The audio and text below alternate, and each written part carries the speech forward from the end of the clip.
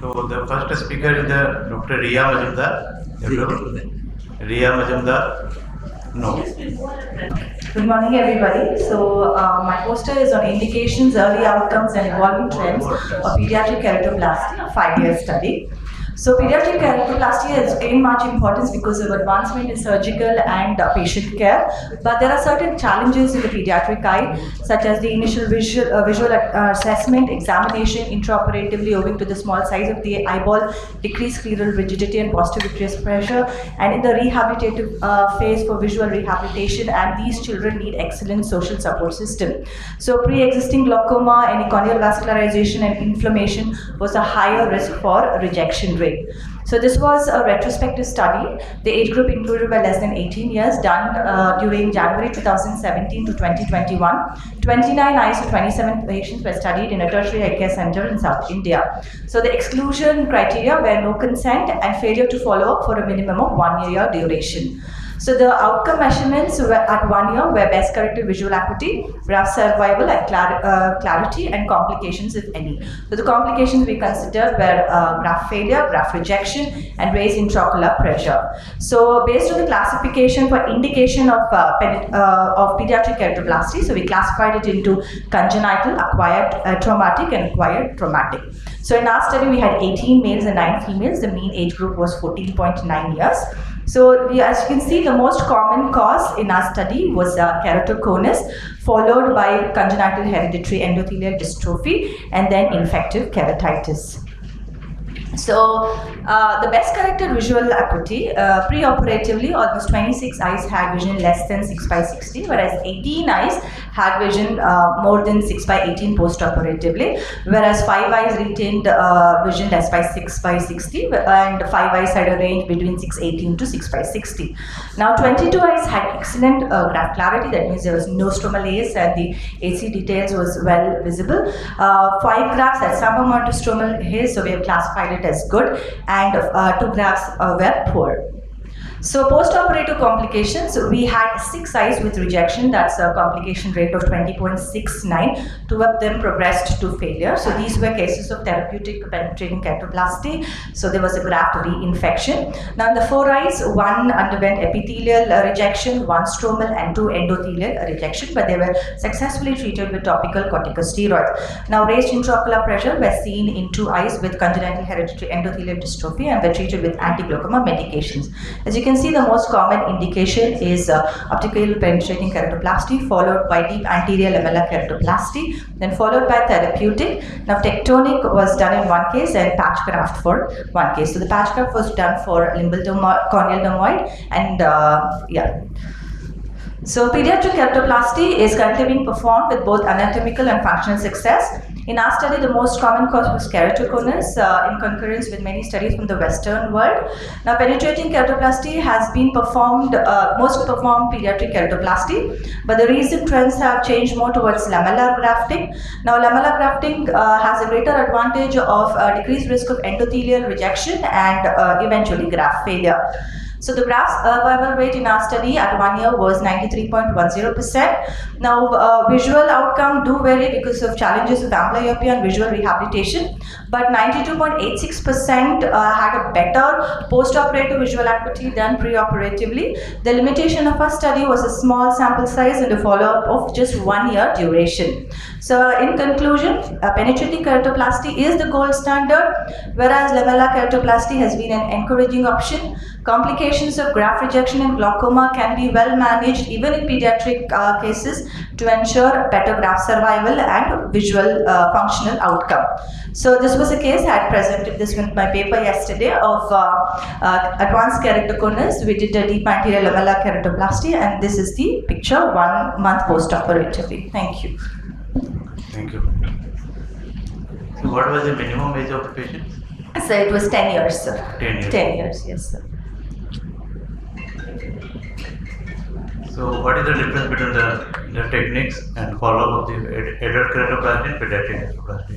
So pediatric keratoplasty follow-up is very important because these patients are more prone for graft rejection compared to adults. So it is important to keep them on close follow-up. So the first 3 months, many of our patients were from the suburban and rural. So transportation also was an issue for them to get to the hospital. So at least 2 weekly once we had asked them to follow up for the first 3 months. Any difference in the surgical technique? No difference in the surgical techniques, sir. Okay. Any suturing method? Suturing was interrupted sutures, sir. In both the methods, we used interrupted sutures. In DALC, we did do big bubble technique was attempted. If big bubble failed, then lamellar dissection. But for the one case with hydrox, we went ahead with lamellar dissection only, sir. Okay. Just one question. Did you not require parenteral steroids for endothelial rejection in these cases? No, sir. No, sir. We didn't, because it was managed with topical steroids, so we didn't go ahead with parenteral steroids. What about refraction?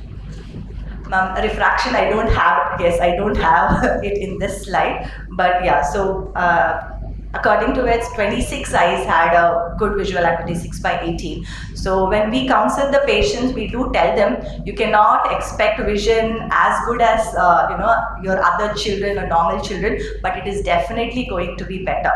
Even if there is some stromal haze, it is better than an opacity, and to give a child a better. Yes, ma'am, but I don't have the mean data in this presentation, ma'am. There was astigmatism, yes, ma'am. Okay, thank you. Dr. Shruti, please be ready to be the next one.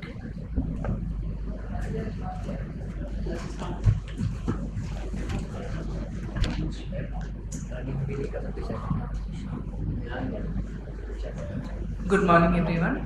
My presentation is on retinopathy of prematurity in extreme preterm and extreme low birth weight infants, incidence, outcome, and risk factors.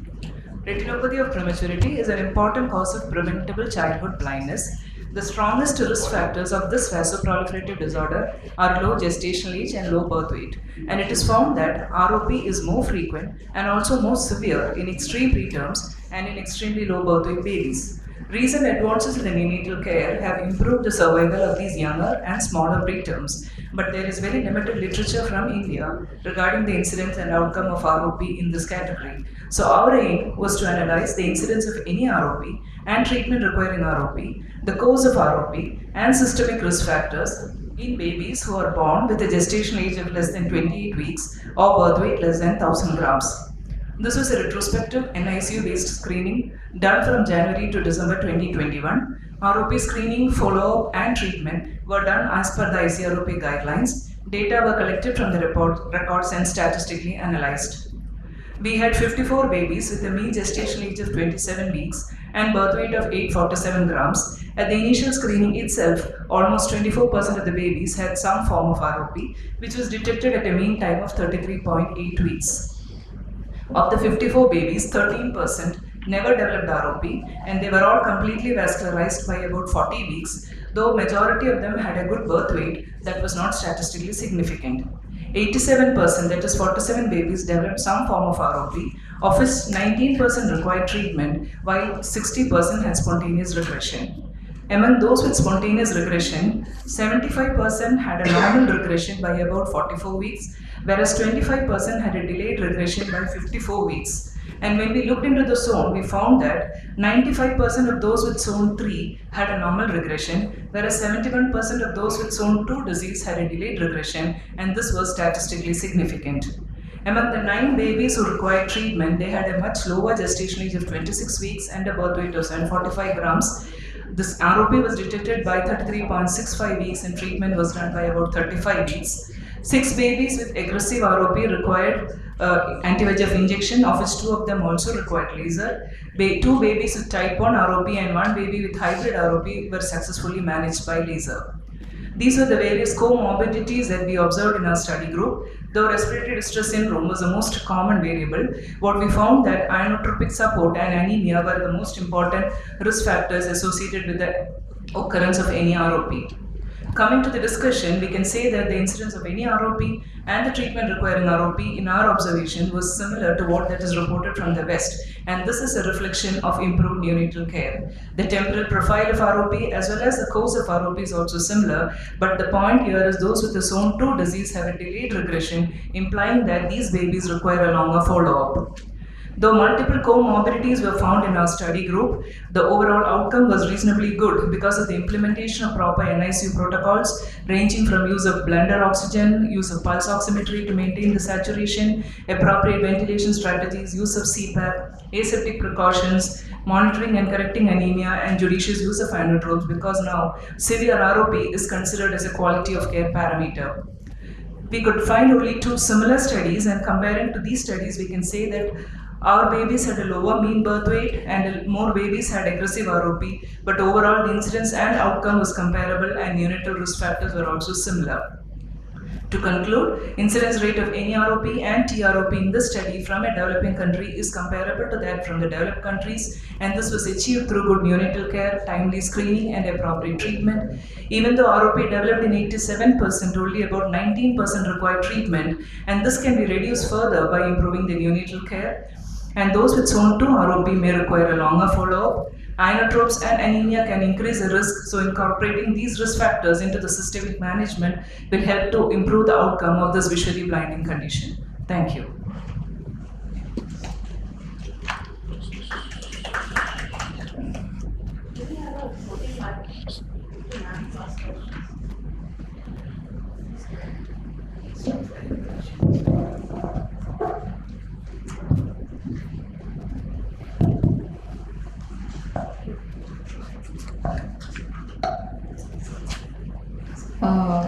So you have mentioned that laser or anti-VEGF. So usually you prefer anti-VEGF over laser? Or?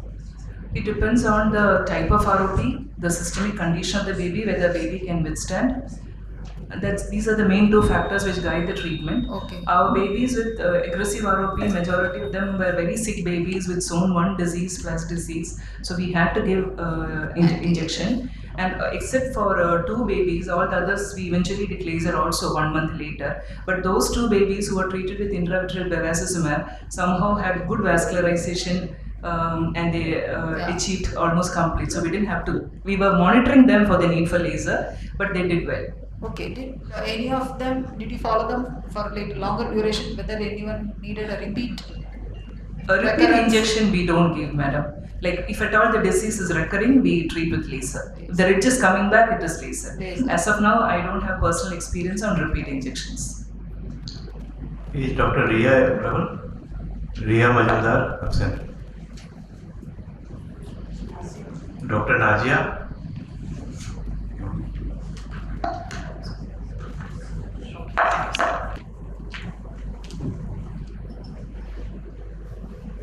Good morning everyone. So I'm going to be talking about our work on correlation of refractive error with dry eye in the pediatric population.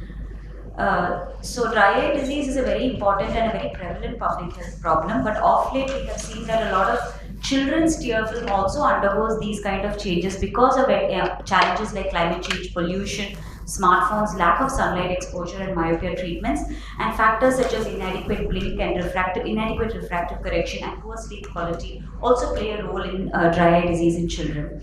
However, there are very few studies on objective measurement of dry eye and refractive error, especially in the children population. So the aim of our study was to evaluate the association between dry eye and refractive error in the pediatric population and to analyze the relationship between them in the form of the following parameters of Schirmer's, TPUT, that is tear film breakup time, tear meniscus height, break rate, staining pattern, and correlating with the OSDI score. We included children between the ages of 6 to 17 years with a refractive error of +2 all the way up to -6.5. We excluded children who had undergone trauma or any previous surgery, corneal abnormalities, eyelid abnormalities, other congenital conditions, and other conditions like ocular surface allergy or ocular inflammation. So what we did was we did consecutive sampling. We selected patients on the post-pediatric test, and then we had an informed consent and a patient information sheet provided to them, following which they filled up a modified OSDI questionnaire, and the dry eye evaluation was done based on the tests given below. So we had a total of 162 participants and 324 eyes who were enrolled. We divided them into 4 groups. Group 1 was the moderate myopes between -4 and 6.5. Low myopes were between -0.5 to -4. Emmetropes were -0.5 to +0.5, and hyperopes were +0.5 to 2 diopters. So the mean age was 14 years and the mean refractive error was -2.25 diopters. So these are the demographic details. If we see the second one, we had 20 moderate myopes, 132 low myopes, 106 emmetropes, and 66 hyperopes. So this is the data. The group 1 is the red one, which is the moderate myopes. The green is the low myopes. The grey is the emmetropes, and the yellow bar is the hyperopes. Now across the board, if you look at the Schirmer's 1 value, there is a statistically significant difference in the Schirmer's test value between the moderate and the low myopes, and compared to the emmetropes, there's a significant value change. What's interesting to note is even the hyperopes had a small decrease as compared to the emmetropes. This can be seen reflected across the other tables as well, in the Schirmer's 2, in the T-Beauty, and also the Blake rate was found to be slightly lesser in the myopes. Now the first Schirmer's 1, Schirmer's 2 and T-Beauty values were found to be statistically significant. We also found a gender correlation with the females having slightly more dry eye as compared to the males, and this was also statistically significant. When we put this on a linear correlation chart, we found that there is a definite correlation. The more the myopia, the lesser the Schirmer's 1, and this was statistically significant. We also found the same value reflected in the Schirmer's 2 value. So there is a correlation between the myopia, both the basal secretion as well as the basal plus the reflex secretions. Now, pediatric dry eye is a newly emerging disorder because of the lifestyle changes. There are significant changes in our study in the Schirmer's 1, 2 and T-Beauty that was noted in the myopes as compared to the emmetropes and the hyperopes. There was a subclinical dry eye notice because the OSDI scores didn't correlate with the dry eye values and the refractive error. So the children actually didn't feel or didn't complain about these symptoms as much as they were observed to have. So the challenges in this were the cooperation. It was difficult to get that cooperation and to understand, for the child to understand, and also we found that some of the kids had reflex tearing on the slit lamp, and these were the challenges that we had to face. Now the mechanism is 2 hypotheses. One is that the parasympathetic nervous system is at play. It also influences the lacrimal gland and also the choroidal blood flow. Through the lacrimal gland, the T-Beauty values are changed, and through the choroidal blood flow, we also know that it plays an important role in the axial leg. So one hypothesis is the parasympathetic nervous system. The second hypothesis which we are proposing is that dry eye is a pro-inflammatory state, and any pro-inflammatory state is prone to cause some form of scleral remodeling. And so there are studies that are talking about correlation between dry eye and refractive error in young adults in a gaming center. 400 young adults were tested, but this was a questionnaire-based study and they found a correlation. This was another interesting study where they gave questionnaires to both adults and pediatric children about the OSDI, and they found that irrespective of having dry eye disease, the children spoke of lesser symptoms than the adults. The third one is an interesting study where they had 1,450 kids who they found to have increased dry eye symptoms during the COVID period through a questionnaire study. And this study is from the Subota et al. And they found that 72 kids had dry eye symptoms significantly in children. So to conclude, we are the first report of pediatric dry eye in India, and this is my conclusion. Thank you. That was a nice study. So what was the range of your pediatric patients? So we had 6 to 15 years.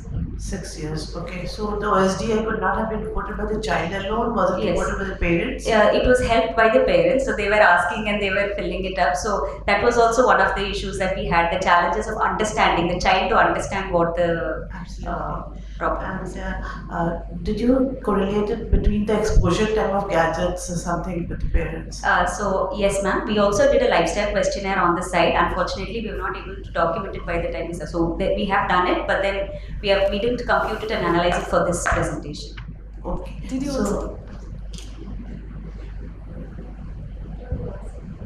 look at the keratometry data and take it as an inclusion criteria? Because you might have some patients who have astigmatism and they are themselves predisposed to dry eye.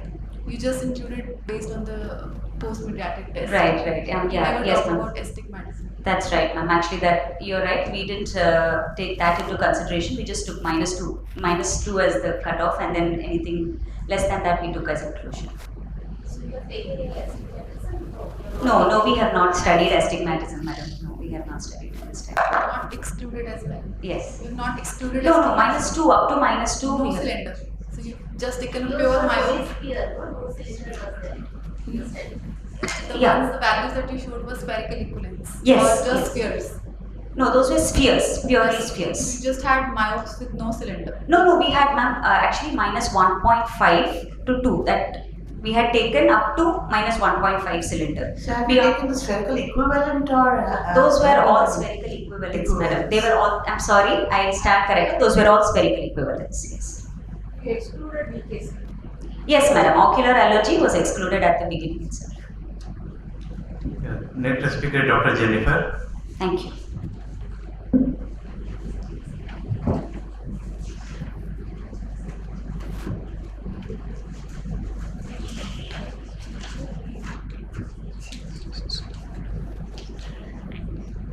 Good morning, everyone. My topic for today's poster is presentation is role of anemia in development of ROP in neonates admitted to tertiary care, Ranchi, Jharkhand. Introduction: anemia, blood transfusion deviates have been implicated in the genesis of ROP. It has been hypothesized that adult hemoglobin more capable of releasing oxygen to tissue cause tissue level hyperoxia. The hyperoxia in the tissue leads to the free oxygen radical release and cause reflex vasoconstriction, leading on to the familiar cascades that cause ROP. A review of literature revealed that very few studies address the effect of anemia on incidence or severity of ROP. Bosley et al. Found no association between hemoglobin level and development of ROP, but did identify a great frequency of blood transfusion in infants who develop ROP using univariate analysis. A recent report of Brook et al. Showed no difference in ROP incidence or severity between infant receiving blood transfusion to maintain hematocrit level more than 40% and infant receiving blood transfusion only when clinically symptomatic. Other reports have not addressed anemia specifically. However, they did suggest the frequency of blood transfusion may be a risk factor in the development of ROP in infants weighing less than 1500 grams, although their correlation was not substantially using logical regression. A study by Angel J. et al. On the effect of anemia on ROP in ELBW infants showed that the number of blood transfusions were significantly associated with severity of ROP by using univariate analysis and remained statistically significant using logical regression model. Similarly, Indian studies by Rekha et al. And Sudha Chaudhary et al. Showed that anemia and number of blood transfusion increase the risk of developing ROP on univariate analysis. Another study by the Jyoti et al. Showed blood transfusion is a known risk factor. The World Health Organization Vision 2020 program targets ROP as an avoidable disease requiring early detection and treatment to prevent blindness. As described by Vision 2020, recent research has resulted in strategies that have been successful in reducing the incidence of ROP. The objective of our study was to study the association of anemia and development of retinopathy of prematurity. Inclusion criteria: all preterm babies with gestational less than equals to 34 weeks and or birth weight less than equals to 2 kgs were screened for ROP in SNCU under topical anesthesia using indirect ophthalmoscope and plus 20D and plus 20D lenses, 28D and 22 lenses. Exclusion criteria: baby with congenital anomalies, baby who did not turn up for the follow-up. Anemia is defined as hematocrit level less than 40%. The hematocrit of these babies were checked at the time of admission during the first week of life, thereafter every week in between, and when required till the baby was discharged. If no ROP was detected in the initial examination of the infants, we re-evaluated every 2 weeks until complete vascularization of the retina. If ROP was detected, frequency of the follow-up was decided by depending on the stage of ROP. Result: out of 941 babies admitted to SNCU, 127 satisfied the criteria for our study. 27 babies lost to follow-up or expired. Hence, 100 babies were followed till retina fully vascularized. Babies with hematocrit less than 30% had greater incidence of ROP, constituting to 82.3, which was statistically significant when compared to babies with hematocrit. This shows relationship between hematocrit values and ROP. The other one shows relationship between ROP and blood transfusion. 80% of the babies who received blood transfusion has developed ROP, and hence blood transfusion was statistically significant. ROP was anemia. None of the babies were anemia. None of the babies were anemic during the enrollment in the study. 51 babies had developed anemia during the study period, out of which 52.9% had developed ROP, which was statistically significant. Discussion. India is currently experiencing third pandemic of blindness due to ROP. Anemia causes tissue hyperoxia, which causes stimulation of VEGF production and angiogenesis, leading to pathological vessel proliferation. Adult blood transfusion could increase oxygen dissociation and hence cause tissue hyperoxia, leading to downregulation of VEGF production. In addition, PRBC transfusion contains large amount of iron, which can rapidly increase serum iron levels in the premature infants. Free iron can produce free radicals, which have been enzymatically linked to ROP development. We found only few studies addressing anemia as a possible risk factor in ROP development. In our study, out of 100 babies, none of them were anemic at the beginning of the study. 51 babies developed anemia during the study period, out of which 52.9% developed ROP, which was statistically significant. To conclude, although anemia is not an independent risk factor for the development of ROP, it is a significant risk factor on univariate analysis, hence contributing to the development of ROP along with other risk factors.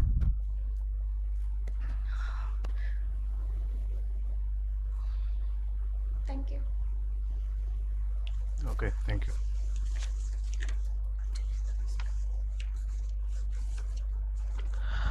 Please let us know the statistical test you used to find the p-value between blood transfusion and occurrence of ROP. So we use a software using we use a software. I want to know the statistical test. Statistical tests.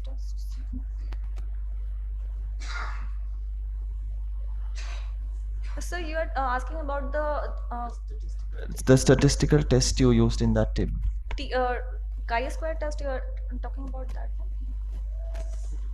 Did you use a chi-square test for that? No, so we used a software for this only. Yes. Okay, okay.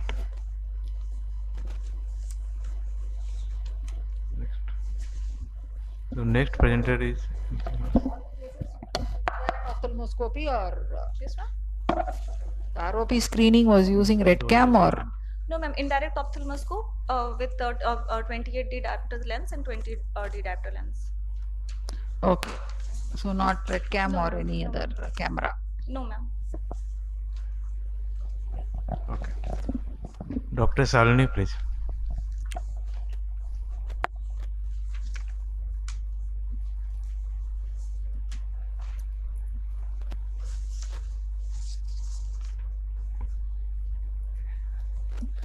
Should I start? Okay, good morning, everyone.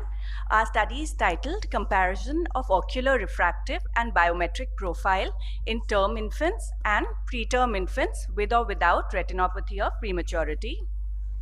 Myopia has been classified as a leading cause of blindness and visual impairment, and studies have shown that the incidence of myopia in preterm children is significantly higher than in term children. However, the underlying mechanisms of myopia in these preterm children are not well understood, and factors that are postulated to have a possible role include an increase in corneal curvature, axial elongation, decrease in the anterior chamber depth, and higher refractive power of the lens. However, this needs to be further studied.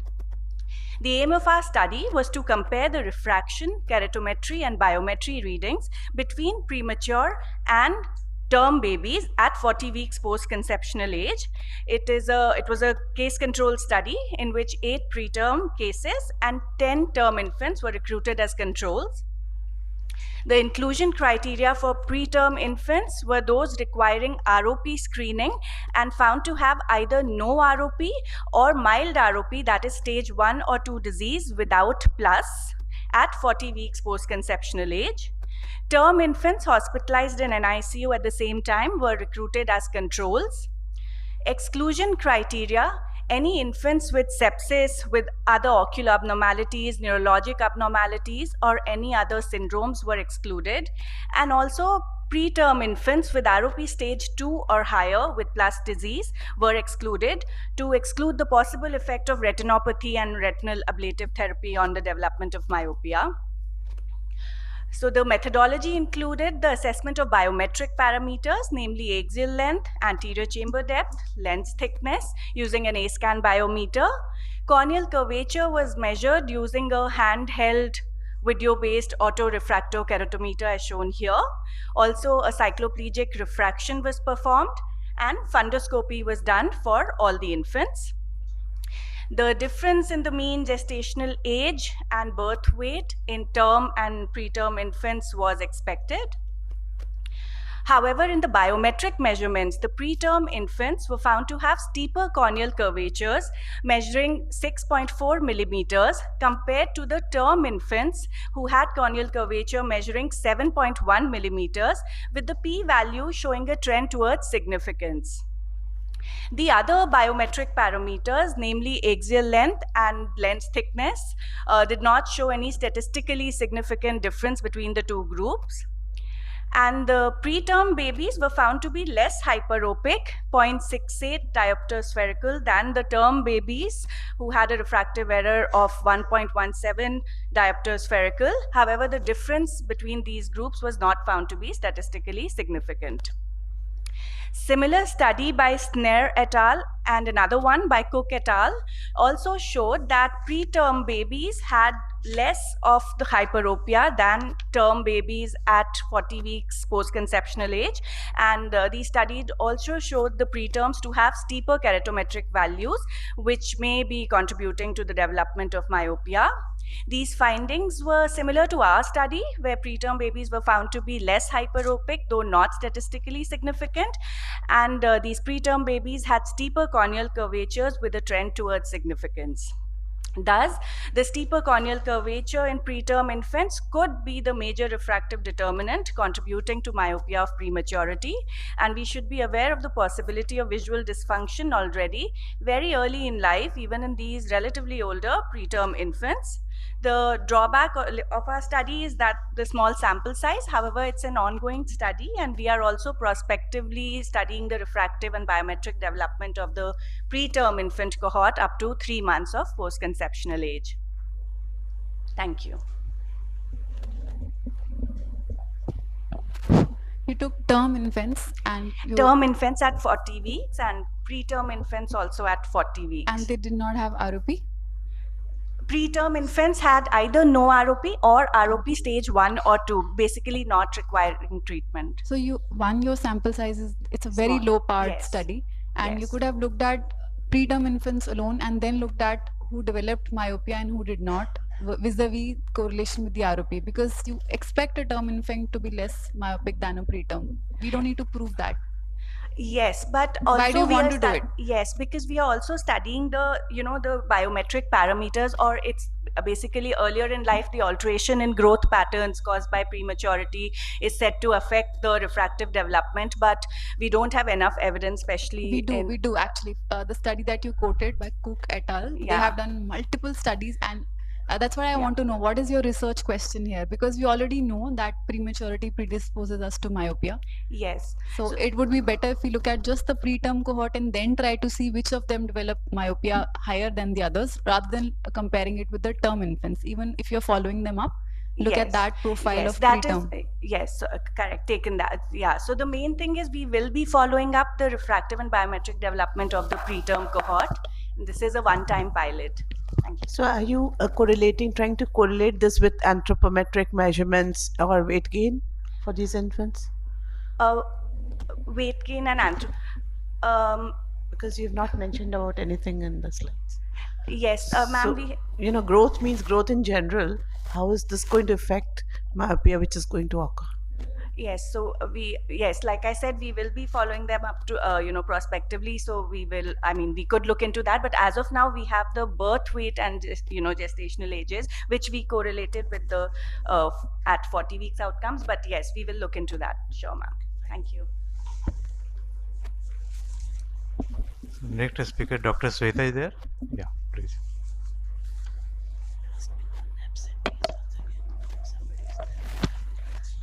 Good morning, judges. Acute acquired non-accommodated concomitant esotropia in children, clinical characteristics and surgical outcomes in Indian population. I have no financial disclosures. Acute acquired non-accommodative esotropia is a rare and distinct subtype of comitant esotropia that presents with sudden onset after infancy. There are three categories: Swan type, Boudin-Franceschi, and Belchowski. Several authors have presented the data, but there is paucity of literature in long-term results. Strum et al. Has described long-term sensory and motor outcomes and emphasized that re-emergence of full stereopsis may take several years, and in his study, mean interval was 18 months. The aim of our study was to review children with acute late-onset concomitant esotropia and describe clinical characteristics and long-term outcomes of strabismus surgery. It was a retrospective study of 86 patients. The inclusion criteria were comitant esotropia, non-refractive, there should be no near-distance disparity, history of sudden onset, evidence of prior alignment backed by photographic evidence, corrected visual acuity of 6/12, and follow-up of at least 3 years. All the patients underwent complete ophthalmic and orthoptic examination. Records were taken. The surgical records and the neurological evaluation were also recorded. So the children were divided into 3 age groups: less than 3 years, 3 to 7 years, and more than 7 years. Post-operative binocular function was measured using TNO and RANDOT, and they were graded as binocularity grade from 0 to 8. Appropriate statistical analysis was used. Coming to the results, the causative etiology were elicitable only in few patients, with Swan type in 3 and Belchowski's in 7. Rest of the patients were Boudin-Franceschi. The preceding history of fever was present in 9. Preceding trauma head was 4, neurological lesion 1. Average more than 6 years of screen time was in 2. Coming to the clinical characteristics, there were 36 female. Age of onset was 3 years. Age of presentation was average was 4 years. Age before surgery was 5 years. Duration was 1.9 years. There were 79 hypermetropes in our case series. The average diffraction was 1.5. The average esotropia at distance and near was around 40 basin. The post-operative, all the patients underwent surgical surgery, bilateral MR recession or RNR, except 5 patients which underwent botulinum toxin. Post 1 week, the average esotropia residual was 2 basin at 1 week. Gross stereopsis was achieved in 86 patients, whereas fine stereopsis of 40 seconds of arc was achieved only in 21 patients. This is the table showing improvement in sensory outcome over a period of time. You could see there was gradual improvement from 1 week to 3 years. At the end of 3 years, 78 patients achieved stereopsis of 100 seconds of arc. There was negative correlation between age of onset and time achieved in achieving binocularity. Among the 3 groups, the duration was, there was difference in duration, but the difference was not clinically significant. The pre-op, there was no statistically significant difference between pre-op distance esotropia between the 3 groups. There was difference in refraction between the 3 groups. Also, there was difference in time achieved in stereopsis, both for the gross and fine in all the 3 groups. This is the box whisker chart, which shows difference in the binocularity grade among all the 3 groups at various follow-up times, like 1 week, 1 month, 1 year, and 3 years. This is the line chart showing improvement in binocularity over time in all the groups. You could see in group 1, there is a slower improvement in binocularity, whereas in group 2, there was steeper improvement in binocularity over the period of 3 to 6 months, whereas in group 3, there was steeper improvement over the period of 3 months. This is the Kaplan-Meier survival analysis of the first assessment of 100 seconds of arc of stereopsis. You could see only 30% of group 1 patient achieved this 100 seconds of arc, whereas in group 3, 80 to 90% of patient achieved. There was significant effect of age of onset and duration, that is between age of onset and age of surgery, on time interval, on time achieved in stereopsis. So coming to the discussion, majority of children had low hyperopia. Diplopia was complained in minority of patients and could be a reason for delayed presentation. Amblyopia therapy was given in majority, and waiting time for general anesthesia could be the reason for delay in surgery. Our study corroborated with Chen et al. Findings, who concluded that gradual improvement in binocularity occurs over time. 62.8% of children had no binocularity at 1 week, which reduced to 44.2% at 1 month, 24.4% at 3 months, 14% at 6 months, and 9.3% at 1 year, and none at the end of 3 years. Improvement of binocularity over time was seen in all the groups, though restoration of binocularity was slow and lesser in younger children than older children. So to conclude, although early surgery is optimal, late surgical correction still holds promise for restoring binocular vision. Thank you.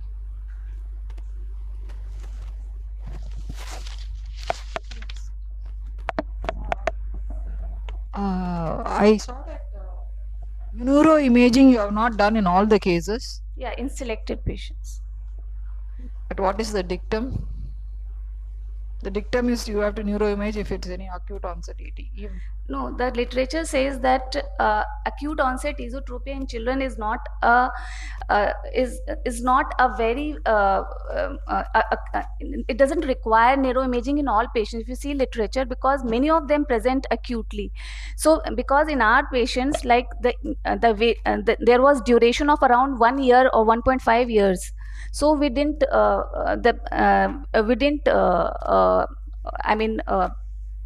we didn't feel the need to do a neuroimaging because there was average duration was there and the patient didn't had any neurological symptoms as well. Okay, Sabyasachi, want to add in our case that what we had, no? Partially accommodated. Actually, we have published a case where the patient had presented to us with similar features. There was a disc which looked like a hyperopic disc, like it was slightly elevated. The patient also had high hypermetropia. Glasses were prescribed. It turned out to be a partially accommodative esotropia. That is what we felt. But somewhere down the line, the patient started developing signs of increased intracranial pressure. It was imaged and turned out to be a very big tumor. All the patients underwent neurological examination by pediatric person also. I have not actually, I showed in the methodology, but I have not spoken. But all patients underwent pediatric assessment, and only those patients on whom there was neurological symptoms or there was a short onset, in those patients, all the patients we did neuroimaging.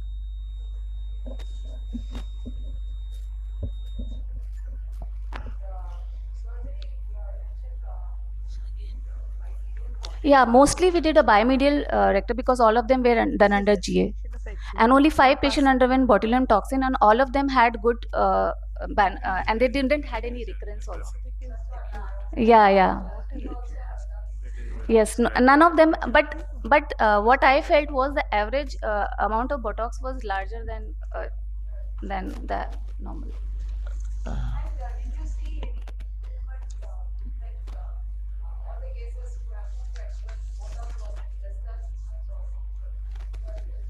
No, I have given in older children, yeah,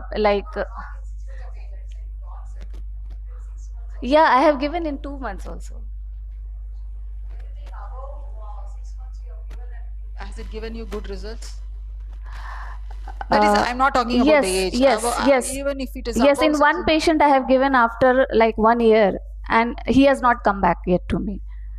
Because we have noticed that when it is because there was history, because in our case 7 patients had history of intermittency, and those were the best cases to do.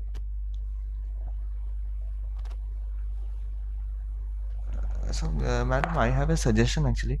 I agree that the classification used type 1, type 2, type 3 is the most accepted. But the thing is, you had other babies also. Like I could notice that you had 7 cases with neurological this thing. So if no, there was only 1 patient with neurological lesion, but it was not it was not causing any incomitance. It was a clear-cut case of acute onset. Like was that patient? Yes, there was a neurological lesion. Okay, that was 1. I saw 7, so that I'm so sorry. No, there was only 1. No, what I was suggesting is that, like, if you would have used something like a Buick's classification, like it's the more recent classification which would divide your cases into 7 categories. So then that could have been analyzed. So then that could have been included in the analysis. And secondly, that correlation coefficient, it was the Spearman's rho and the p-value. Yeah, all Okay. were like they were not normally distributed, Okay, so I have okay. used all non-parametric test. Okay. And that Kaplan-Meier survival curve, Yes. was there like was there any sort of a time dependence which was tested? Yes, it was Okay. average over a period of 3 years. So we have Okay. we saw what over 3 years Okay, how okay. the graph was going. Okay. Thank you. Thank you. Any other speaker present? Okay. What is your name? Yeah, please come.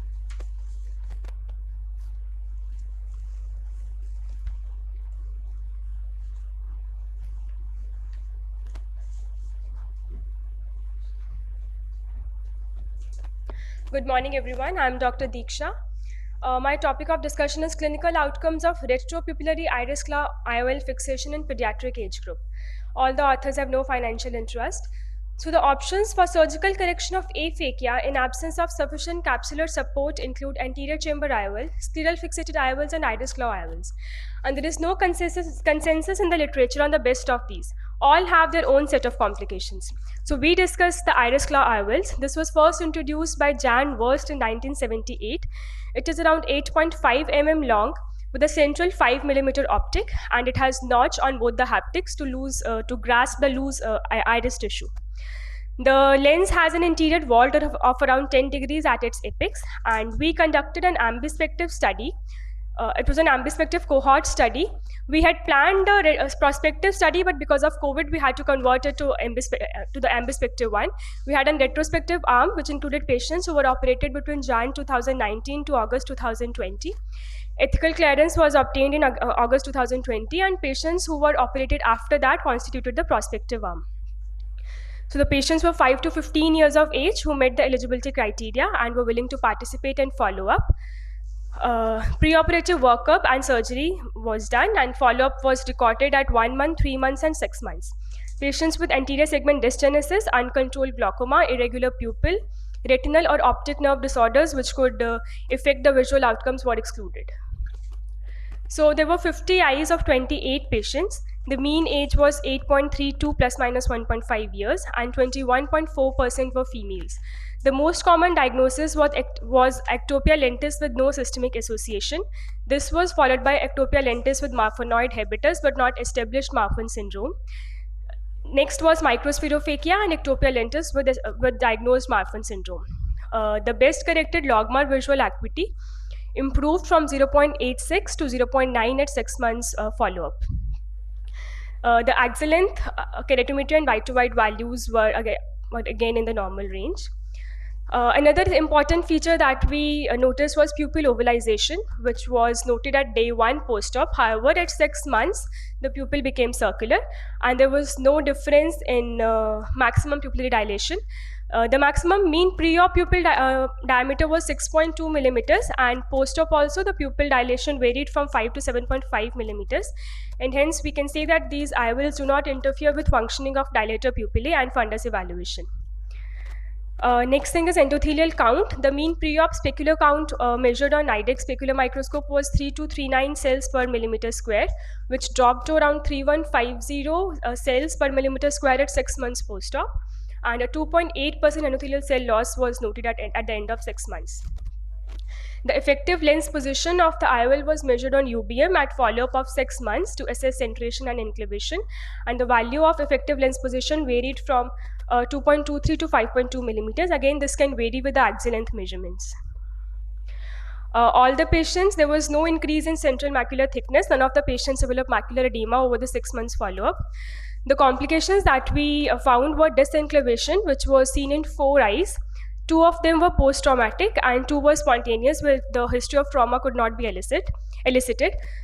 2 patients developed hyphema on post-op day 1, and on inquiring, we found that the child was very naggy and he had rubbed his eyes on the post-op. In 7 patients, there were corneal edema on day 1 post-op, which subsequently resolved in around 1 week. And 3 patients had hypotony, which needed wound resuturing. So I would like to discuss about disinclination. On 4 out of 50 eyes, there was disinclination. 2 of them were spontaneous. One patient had a temporal disinclination and other had nasal and anterior. And this was seen at around 20 months after surgery. Though we had a follow-up of 6 months, but these were the ones which came to us later, and hence we included them in the presentation. And other 2 were post-traumatic. So these are the clinical pictures where we can see the inferior disinclination, and here the nasal haptic has been disinclaved. All the IOLs could be easily re-enclaved, and the best corrected visual acuity obtained was 612 or better. So to conclude, retropupillary iris claw IOLs are safe to use in children with subluxated lenses. No corneal decompensation or pigment dispersion was noted, and there was no significant drop in endothelial cell count, and there was no case of inflammation or CME. However, longer follow-ups are needed to ascertain the safety of these lenses, as iris atrophy and pigment dispersion was not that apparent at 6 months follow-up. Thank you.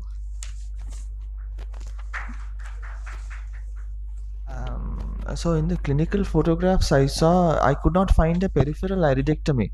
So No, sir. For retropupillary iris claws, these lenses have a posterior vault.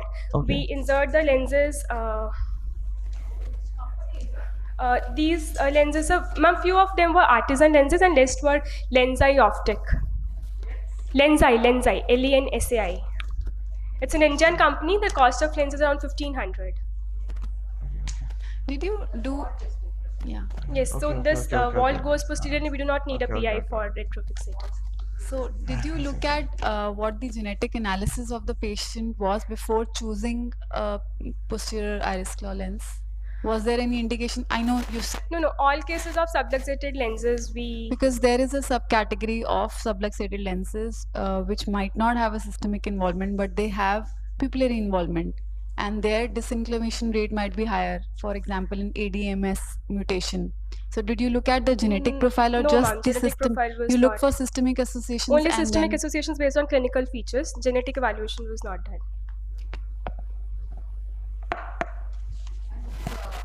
About the endothelial count also, it's a very short this thing. You have been doing for a longer time because. Yes, we have been doing for a So longer time. do you but have any, not related to this presentation, but do you have any data on no that? significant, like the endothelial count has never dropped that low to cause any corneal decompensation, and even other studies have reported around 2 to 8% of endothelial loss, and we also got around 2.8% at the end of 6 months. And about the hypotonia, I wanted to ask you whether, because when we do initially, can we do a secondary iris claw because we do Yes, a vitrectomy and everything? that can also be done. Have you done any comparison? Because No, I'm all just these asking. children underwent Primary. Yes, primary. AC maintainer, did you use? No, we under OVD, the viscocohesive OVD. All surgeries were done by the Same surgeon. Dr. Coker did. Yeah. Thank you.